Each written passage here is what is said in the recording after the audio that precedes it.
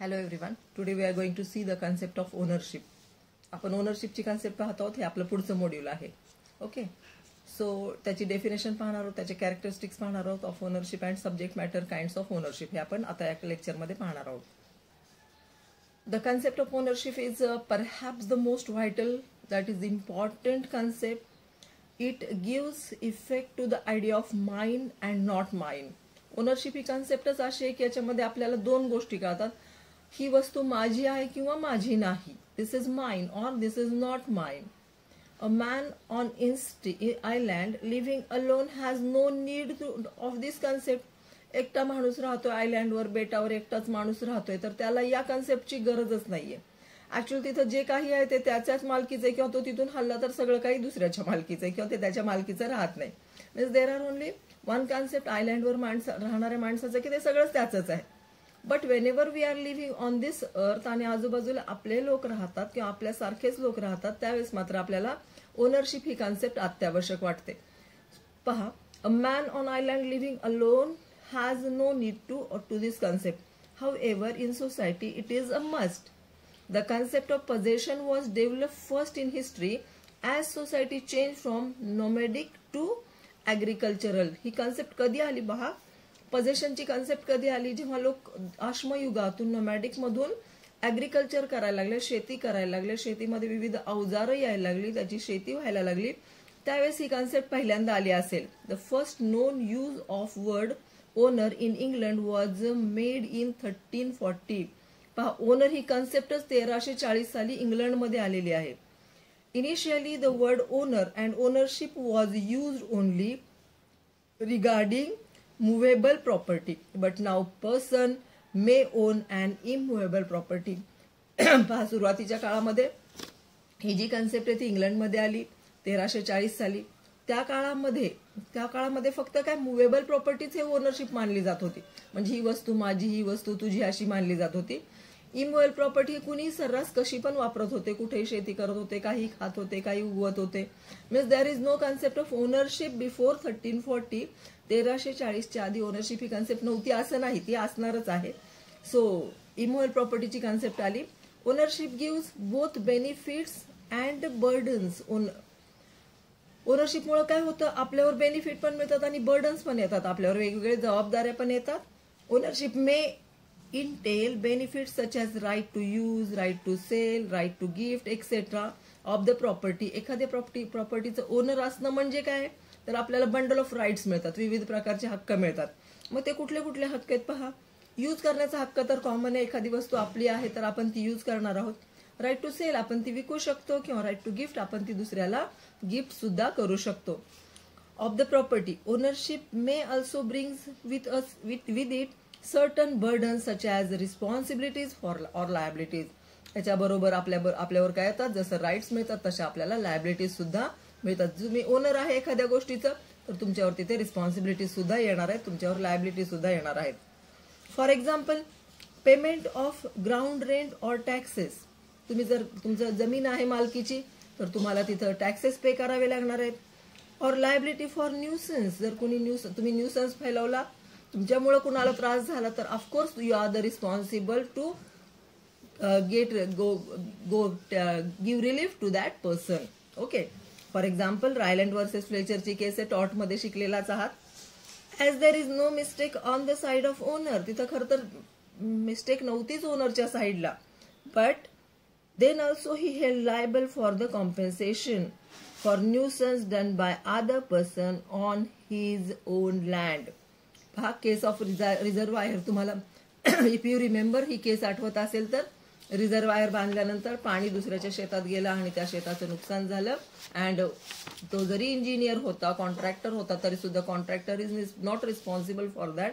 Who is responsible? The owner is responsible for that. त्या रिझर्वायरमुळे जे पाण्याचं शेताचं नुकसान झालं, कोळशाच्या खाणीचं नुकसान झालं, कोळशाच्या भट्टीचं नुकसान झालं, त्याच्यासाठी कोण जबाबदार होता? ऑफकोर्स ओनर हा जबाबदार होता. आता आपण डेफिनेशन्स पाहूया काही. साल्मनची डेफिनेशन आहे, the relation between a person and any right that is vested in him. काय साल्मन बोलतो की रिलेशन बिटवीन अ पर्सन, माणूस, आणि त्याला जे राईट्स आहेत, अधिकार मिळालेले आहेत, त्यांच्यामधलं जे रिलेशन आहे it is known as a ownership. एक माणूस आहे, त्याच्याकडे राईट्स आहेत, ओनरशिपचे राईट्स आहेत, आणि त्याच्यामधून त्याला जे रिस्पॉन्सिबिलिटीज मिळतात किंवा त्यांच्यामध्ये जे रिलेशन निर्माण होतं त्याला म्हणायचं ओनरशिप. फॉर एक्झाम्पल पहा, एक जमीन आहे आणि ती जमीन आपल्या मालकीची, we are the owner of that land. आणि जेव्हा आपण ओनर आहोत त्यावेळेस आपली रिस्पॉन्सिबिलिटी काय, ती जमीन स्वच्छ ठेवणं, तिथे दुसऱ्यांनी काही मिसयूज न करणं, किंवा आपल्या आणि त्या जमिनीचं एक वेगळं नातं निर्माण होतं. दॅट इज माइन, माझी आहे, माझं फिलिंगच खूप सुंदर असताना आपण त्याच्यातून त्या जमिनीला सुद्धा प्रोटेक्ट करतो किंवा त्या वस्तूला प्रोटेक्ट करतो आणि आपल्यामध्ये एक नातं निर्माण होतं. It is known as a ownership.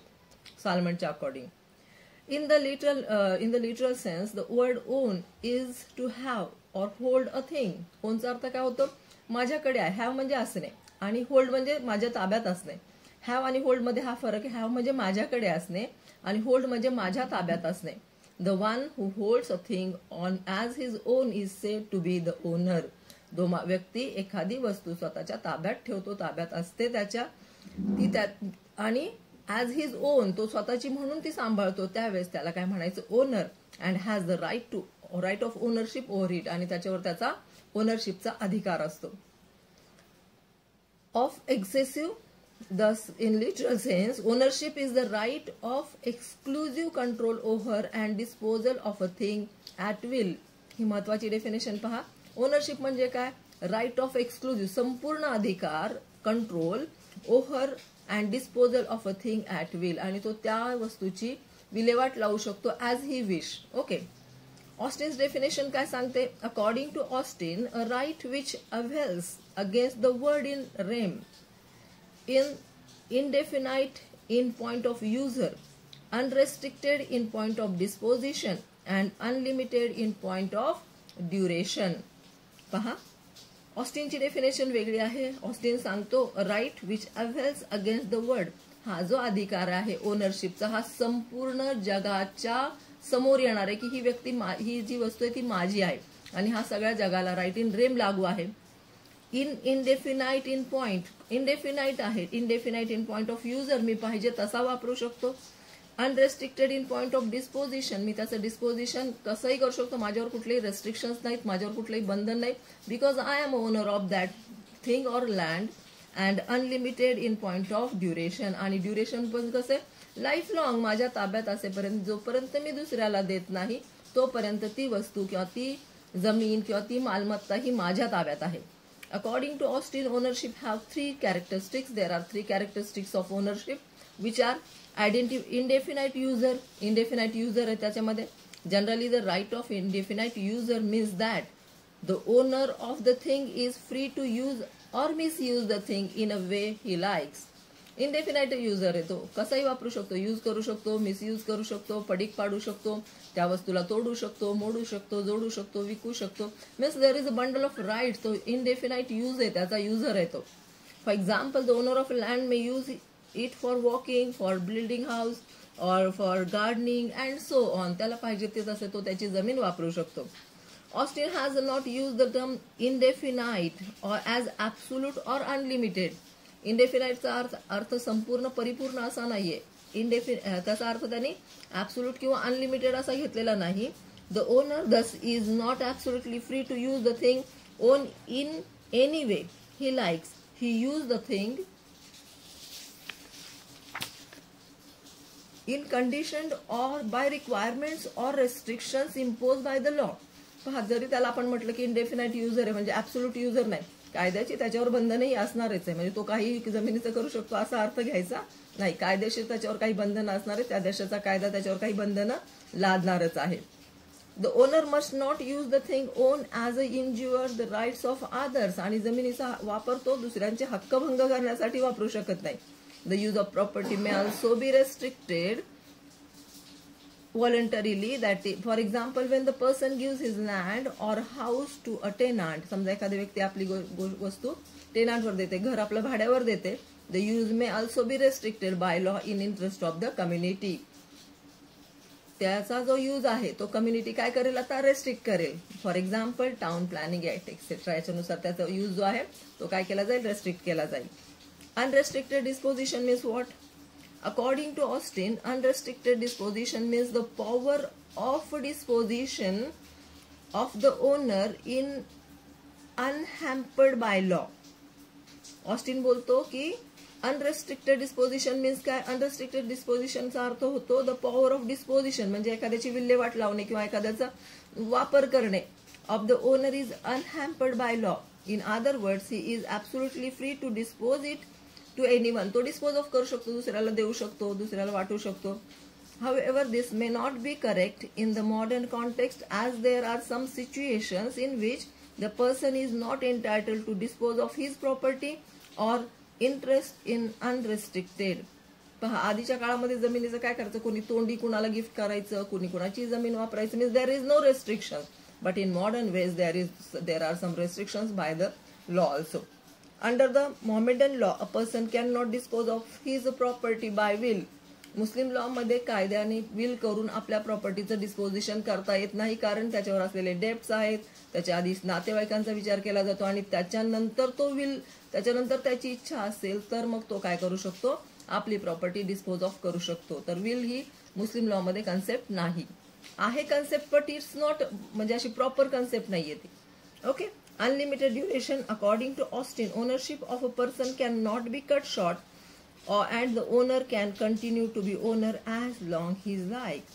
Okay, owner unlimited duration पर्यंत तो काय असतो? ओनर असतो. So Austin have given this 3 types of ownership. हे तुम्हाला उत्तरामध्ये लिहायचं आहे. त्याच्यानंतर पुढे कुठल्या स्कॉलरने याच्याविषयी दिले ते पाहूया. आता हॉलंडची डेफिनेशन पाहू. इथं प्रत्येक स्कॉलरने वेगवेगळ्या पद्धतीने आपापल्या डेफिनेशन सांगितलेले आहेत. पहा, हॉलंड काय सांगतो पहा. तुम्हाला क्वेश्चन जसं येईल तसं उत्तर लिहायचं. जर तुम्हाला ऑस्ट्रेलियन कन्सेप्ट विचारली तर ऑस्टिनची कन्सेप्ट लिहायची. हॉलंडची कन्सेप्ट विचारली तर हॉलंडची कन्सेप्ट लिहायची. ओव्हरऑल प्रश्न आला तर डेफिनेशन, ऑस्टिन, हॉलंड हे सगळंच काही लिहावं लागणार आहे. पण कॉमनली कसं आहे, ते हॉलंडची कन्सेप्ट आली तरी ऑस्टिन थोडासा सांगायलाच पाहिजे. म्हणजे थोडक्यात ABC जे पॉईंट्स आहेत ते थोडक्यात सांगायला पाहिजे. ऑस्टिनची डेफिनेशन सांगायला पाहिजे. आता हॉलंड काय डेफिनेशन सांगतो ते पहा.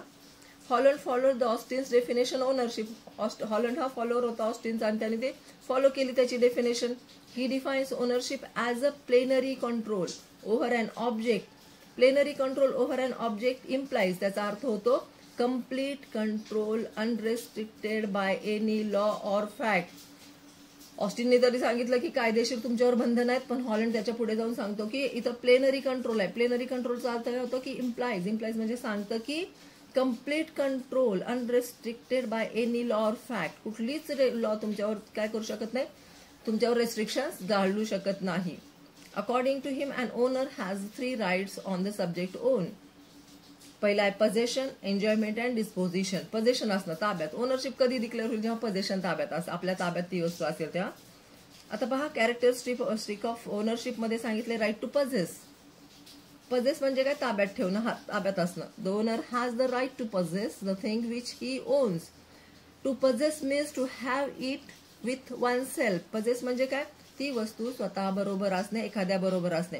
For example, if I own a car then I have right to possess it. माझ्याकडे जर कार आहे तर मी त्याचं पोझिशन माझ्याकडेच असणार आहे. It is immaterial whether the owner is in actual possession of the thing or not, as long as he has right to possess such a thing. एखाद्याच्याकडे car आहे म्हणजेच एखाद्याच्या ताब्यामध्ये कार आहे तर ऑफकोर्स तो ओनर असणार आहे. फॉर एक्झाम्पल पहा, if A's car is stolen by X, then possession of the car currently lies with X. But because A is owner, A have reversionary right, that is right to immediate repossession.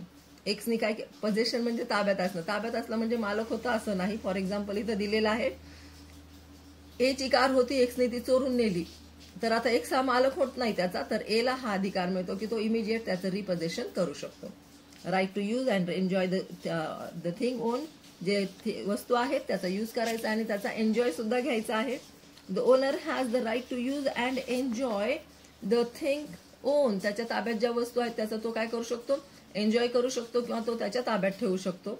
This means that the owner has a right to manage the thing and to decide how to use it. तो ठरवेल त्याला कसं वापरायची आहे ती वस्तू. For example, if A own a car, A have the liberty to use the car and all other are under a duty not to use it or interfere with A using the car. A also have the liberty not to use the car. पहा इथं, A कडे car आहे मग तो car त्याला liberty आहे, त्याला स्वातंत्र्य आहे, तो पाहिजे तशी ती कार वापरू शकतो, त्याला यूज करू शकतो. बाकीच्यांना त्याच्यामध्ये इंटरफिअर करायची गरज नाही. कधी कधी याला वाटलं की माझी कार मी पडीक ठेवल, मला ती वापरायची नाही, तोही अधिकार त्याला आहे. ते right to exhaust and destroy the thing. Exhaust म्हणजे डिस्ट्रॉय करणं, ऑर डिस्ट्रॉय द थिंग. एखादी वस्तू एक्झॉस्ट करून टाकणं म्हणजे काढून टाकणं, बाहेर काढून टाकणं, तोडून मोडून टाकणं, डिस्ट्रॉय करणं. The owner has the right to exhaust the thing own. त्याच्याकडे जी वस्तू आहे ते तो एक्झॉस्ट करू शकतो. The exhaust means to use up consume or finish off the product. तो ती वस्तू संपवू शकतो, ती वस्तू वापरू शकतो, त्या वस्तूला नुकसान करू शकतो. If A have dozen apples, एकडे 1 डझन ऍपल्स आहेत, A can consume them, A तो खाऊ शकतो.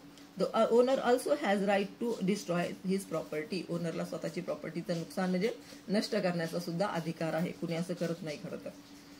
Thus the owner of the apple can throw away the apple if he so chooses. The right to exhaust or destroy what one owns is a liberty. त्याच्याकडे apple आहे, apple मधले 2-4 apple त्यांनी खाल्ले, बाकीचे apple त्यांनी वाटून टाकले, किंवा ऍपल आहे त्याचे ऍपल काही खराब झाले त्याने ते फेकून दिले, किंवा चांगले ऍपल त्यांनी फेकून दिले. इट्स हिज ओनरशिप आणि तो ते वापरू शकतो. त्याच्यानंतर राईट टू अलाइनेट. अलाइनेट म्हणजे दुसऱ्याला देणे. Owner can alienate, transfer or gift the property he owns. तो त्याची वस्तू जी आहे ती अलाइनेट करू शकतो, ट्रान्सफर करू शकतो, किंवा तो गिफ्ट करू शकतो. For example, one can gift his car to friend. तो आपली कार फ्रेंडला गिफ्ट करू शकतो. A person who is not the owner can not transfer the right of ownership even though he may have possession with him. हा, हे एक महत्वाची गोष्ट आहे की तुमच्या पोझेशन मध्ये आहे पण तुम्ही त्याचे ओनर नाहीत, तर तुम्ही त्या वस्तूला कुणालाही काही करू शकत नाही, किंवा त्या वस्तूचं नुकसानही करू शकत नाही, त्याचा वापर करू शकत नाही, ती तुम्ही दुसऱ्याला देऊ शकत नाही. तुम्ही ही कुणाला कसं करू शकता? With the consent of that owner only. For example, thief can not give good title to anyone. चोरीची वस्तू जी आहे ती गुड टायटल दुसऱ्याला देऊ शकत नाही. समजा एखाद्याने वस्तू चोरून आणली आणि सांगितलं की घ्या मॅडम तुमच्यासाठी एक गिफ्ट आहे, ठेवा, आणि मी ती दिवाणखान्यात ठेवली आणि मग एक व्यक्ती आली त्याने सांगितलं ही तर वस्तू चोरीची आहे. So the thief can not give the good title to anyone. Ownership is intermediate in duration. Ownership is normally for ever. Ownership ही बऱ्याच वेळा फॉर एव्हर असते, कायमस्वरूपी असते. Once and owner always as owner. Once एकदा का तुम्ही मालक झाला एखाद्या गोष्टी, तर तुम्ही ऑलवेज त्याचे मालक असता.